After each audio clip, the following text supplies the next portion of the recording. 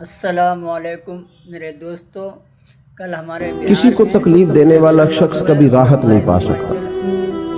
اگر تو نے کسی کی رات کی نیند خراب کر دی ہے تو تو اپنے بیڈ پہ آرام سے سو جائے، یہ ہو نہیں سکتا، یہ ممکن نہیں۔ کسی کے بچوں کا رزق چھین کر جو اپنی اولاد کے لیے مکان بناتا ہے، اس کے بچے اس گھر میں کبھی بھی خوشحال زندگی نہیں بسر کر سکتے۔ یہ کیسے ممکن ہے کہ کسی شخص کے لیے کوئی شخص گھڑا کھودے اور پھر وہ یہ کہے کہ مجھے کبھی ٹھوکر بھی نہ لگے؟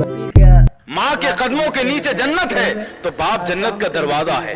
ماں کی آغوش میں اگر تحفظ ہے تو باپ کے سائے میں راحت ہے۔ ماں کی دعا اگر عرش ہلا سکتی ہے تو باپ اولاد کے لیے دنیا سے لڑ سکتا ہے۔ ماں اگر بول کر سکھاتی ہے تو باپ اس کی خاموشی، اس کی محنت، اس کا صبر، اس کی قربانیاں، اس کا پسینہ، اس کی پھٹے ہوئے کپڑے، اس کا سادہ لباس، اس کی جھکی ہوئی کمر، چہرے کی جھریاں، اس کی پریشانیاں، اس کی قربانیاں، یہ اولاد کو وہ سبق سکھا جاتا ہے۔ ہم لوگ سلام دینے میں اور ساتھ دینے میں فرق ہوتا ہے۔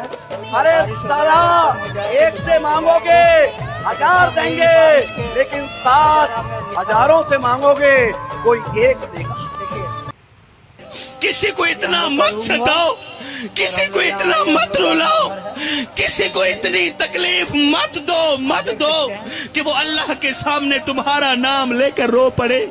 خدا پاک کی قسم، اگر وہ اللہ کے سامنے تمہارا نام لے کر رو پڑا، اگر وہ نماز کے دوران، اگر وہ سجدوں کے دوران، دعاؤں کے دوران تمہارا نام لے کر رو پڑا، تو یاد رکھنا تمہارے لیے بہت بڑا مسئلہ بن جائے گا۔ تم بہت بڑی بلائی کے منہ میں آ جاؤ گے، تم بہت بڑی مصیبت کے منہ میں آ جاؤ گے۔ اللہ کے سوا کسی سے ڈرا ہے مسلمان؟ اور کسی میں اوقات ہے کہ مسلمان کو ڈرا دے؟ چاہے کھیل کا میدان ہو یا جنگ کا میدان ہو یا کارگل کا میدان ہو، مسلمان کہیں ڈرا ہے؟ پاگل ہو گئے کائی سب، چھپری ہے کائی